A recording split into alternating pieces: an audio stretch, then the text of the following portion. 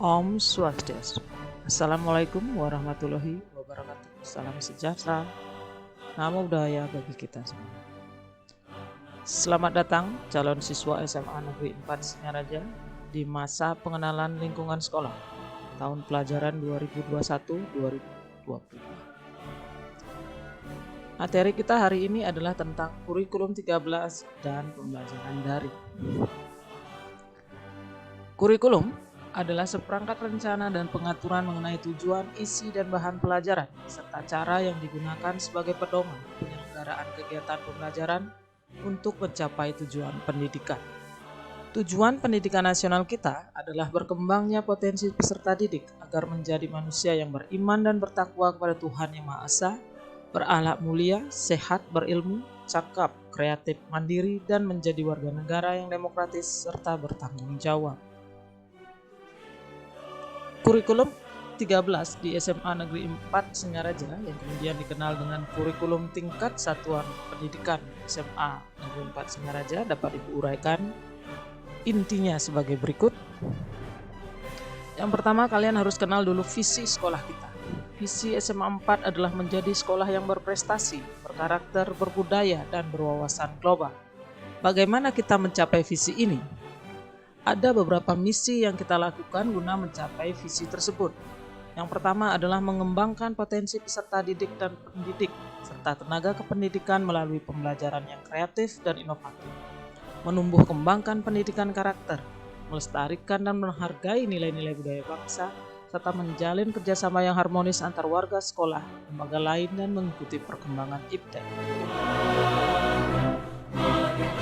Struktur dan muatan kurikulum dapat Ibu sampaikan bahwa di SMA kalian akan mengenal 3 jenis peminatan atau jurusan. Peminatan yang pertama adalah bahasa dan budaya, yang kedua adalah MIPA dan IPS. Apa yang membedakan mereka? Untuk mata pelajaran atau muatan kurikulum di setiap peminatan, di MIPA, bahasa, dan IPS ada 10 mata pelajaran wajib yang sama. Artinya 10 pelajaran ini akan kalian pelajari di semua peminatan. Yang pertama adalah pendidikan agama dan budi pekerti, pendidikan Pancasila dan kewarganegaraan, bahasa Indonesia, matematika, sejarah Indonesia, bahasa Inggris, seni budaya, pendidikan jasmani, olahraga dan kesehatan, prakarya dan kewirausahaan, serta bahasa Bali. Nah, di bagian alokasi waktu, kalau kalian perhatikan di sana ada angka yang berbeda. Artinya apa? Angka-angka tersebut menunjukkan jumlah jam pelajaran per minggu. Yang tampil di layar adalah jumlah alokasi waktu untuk kalian di kelas 10. Di SMA, 1 jam pelajaran itu sama dengan 45 menit. Jadi kalau pendidikan agama dan budi pekerti seminggunya ada 3 jampel, itu artinya 3 dikali 45 menit. Itu juga yang lainnya. Nah, untuk pelajaran khusus di peminatan, di masing-masing peminatan itu berbeda-beda. Jadi untuk bahasa dan budaya, yang kalian pelajari di sana nanti adalah bahasa dan sastra Indonesia, bahasa dan sastra Inggris, bahasa dan sastra Jepang, antropologi, kimia, dan ekonomi. Kenapa saya belajar kimia dan ekonomi? Karena di sana di struktur kurikulum ada istilahnya lintas minat atau kelompok mata pelajaran lintas minat. Lintas minat itu artinya kalian anak di bahasa akan mempelajari salah satu mata pelajaran dari peminatan yang lain. Misalnya dari peminatan MIPA kalian dikasih kimia, dari peminatan IPS kalian dikasih ekonomi. Ini semua tergantung dari jumlah tenaga pendidik atau guru yang tersedia di sekolah. Ini bisa berbeda ya, untuk kelompok lintas minat ini bisa berbeda antar satu sekolah dengan sekolah yang lain. Semua mata pelajaran peminatan itu untuk kelas 10 alokasinya adalah 3 jampel. Nanti di kelas 11 dan kelas 12 dia akan berubah menjadi 4 jampel seminggu. Di jurusan MIPA itu ada kelompok matematika C. Tadi kan ada matematika di kelompok pelajaran wajib, itu jumlahnya 4 jam. Nah, di peminatan kalian ketemu lagi dengan matematika. Kemudian ada biologi, ada fisika, kimia. Dan kelompok lintas minatnya, ini yang dari bahasa ini adalah bahasa dan sastra Inggris, kemudian yang dari IPS diambilkan ekonomi. Di IPS, mata pelajaran inti kalian adalah geografi, sejarah, sosiologi, ekonomi, serta pelajaran lintas minatnya juga sama, diambil dari bahasa, itu bahasa dan sastra Inggris, kemudian antropologi. Nah, untuk KKM di sekolah kita ini atau kriteria ketuntasan minimal kalian harus punya nilai 70. Tapi nanti pada setiap mata pelajaran itu akan diberikan KKM yang berbeda. Nanti akan disampaikan oleh guru mata pelajaran kalian masing-masing.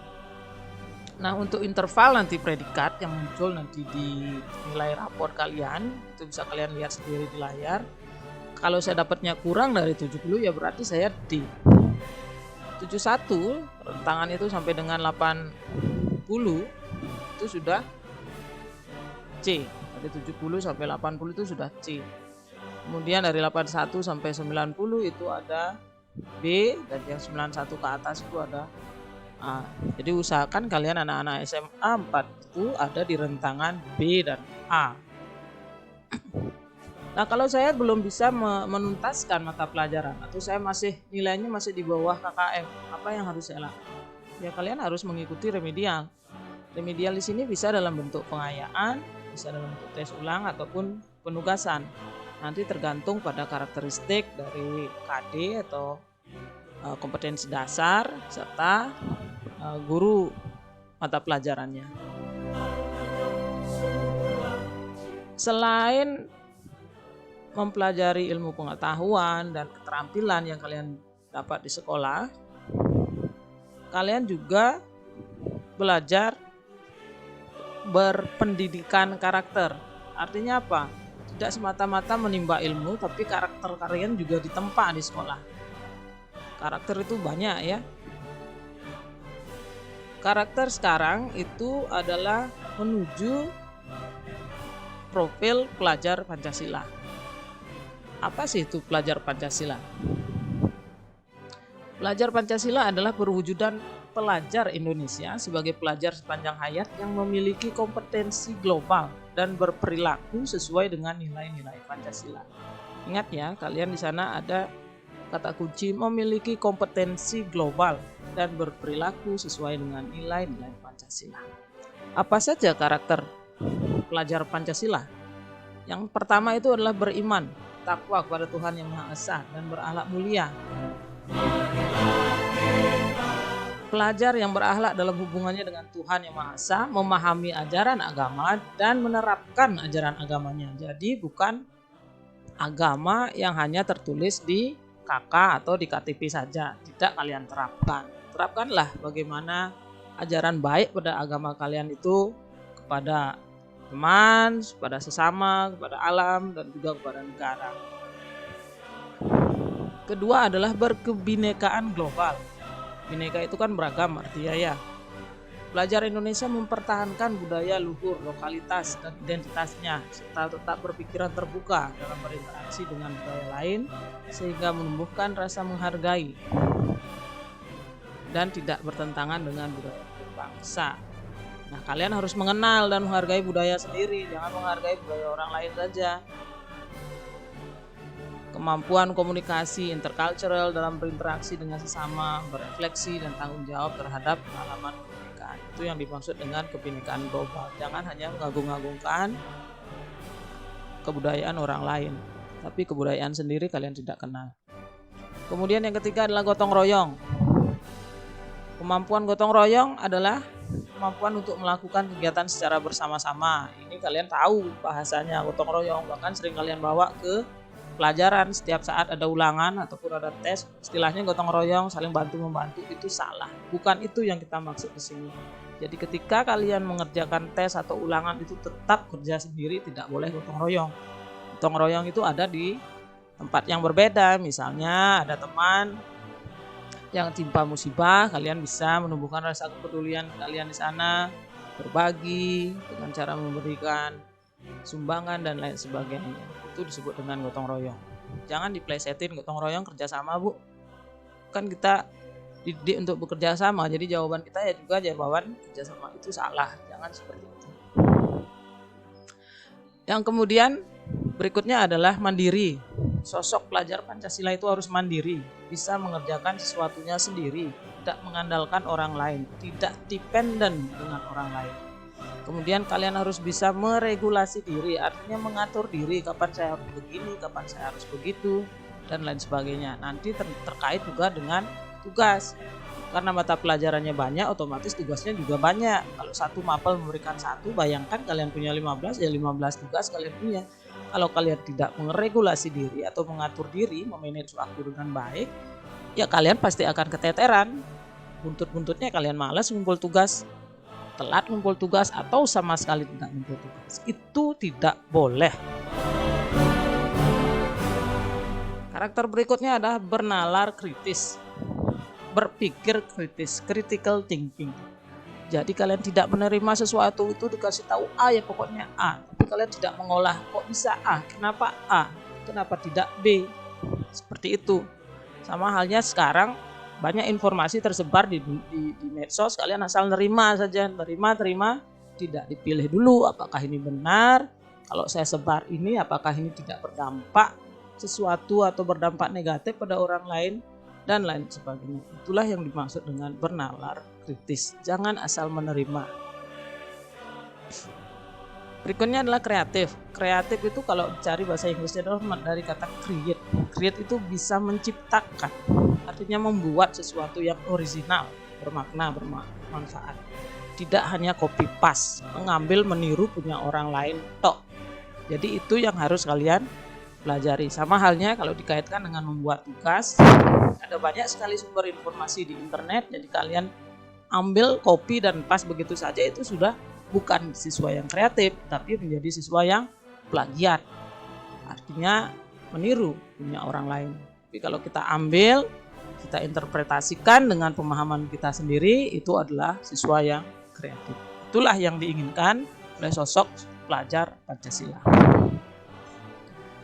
Nah, setelah tadi tentang pelajaran, pengetahuan, dan keterampilan serta muatan kurikulumnya, sekarang kita sampaikan syarat kenaikan kelas. Yang pertama adalah kehadiran tatap muka pada setiap mata pelajaran minimal 90%. Jangan suka bolos. Bapak Ibu guru kalian punya absen. Oke. Kalaupun kalian belajar daring, itu juga ada absennya. Jangan ngabsen saja tapi tidak pernah mengumpul tugas, juga itu salah. Kemudian sikap spiritual dan sikap sosial harus minimal baik. Kalau sudah C dikasih sama gurunya, itu sudah keterlaluan, kalian bisa tidak naik kelas. Menyelesaikan seluruh program pembelajaran dalam 2 semester tahun yang bersangkutan. Kemudian tidak memiliki lebih dari 2 mata pelajaran yang masing-masing nilai pengetahuan dan atau keterampilannya di bawah KKM. Artinya apa? Boleh ada merah, tidak lebih dari 2. Kalau sudah merahnya 3, itu akan dicari rata-ratanya nanti, rata-rata pelajaran itu di semester 1 dan semester 2. Kalau dia mencapai KKM, kalian tuntas, berarti kalian memenuhi syarat naik kelas. Nah, di masa pandemi ini tentu kita ada pembelajaran jarak jauh atau learn from home. Seperti apa caranya? Kalau belajar jarak jauh, kalian kan sudah mengalami ini hampir 1,5 tahun kalian belajar di rumah. Jadi kita bisa secara virtual learning ataupun dengan menggunakan LMS. Kalau virtual learning ya kita makainya ya kebanyakan di sana ada Google Meet, kemudian menggunakan Zoom atau media lain. Kemudian LMS yang kita gunakan itu bisa Google Classroom, ada Schoology, ada Rumah Belajar, atau ada Edmodo, ada Moodle, dan lain sebagainya. Yang perlu kita siapkan saat kita pembelajaran jarak jauh tentunya adalah fasilitasnya, sarananya, bisa enggak? Ada HP-nya enggak yang mendukung? Ada sinyal internetnya enggak? Ada niatnya enggak untuk belajar? Jangan kerjanya keluyuran saja, berkedok pandemi kalian tidak belajar-belajar. Itu salah. Kalian mau jadi apa nanti? Tamat dari sini mau jadi apa? Hanya sekedar membawa ijazah saja pulang, atau menjadi sesuatu atau menjadi seseorang yang berilmu dan memiliki pengetahuan serta berkarakter keluar dari SMA Negeri Singaraja. Itu saja yang ingin Ibu sampaikan pada materi MPLS kita hari ini tentang kurikulum dan pembelajaran daring. Semoga kalian bisa mengikuti semua kegiatan yang ada di SMA Negeri 4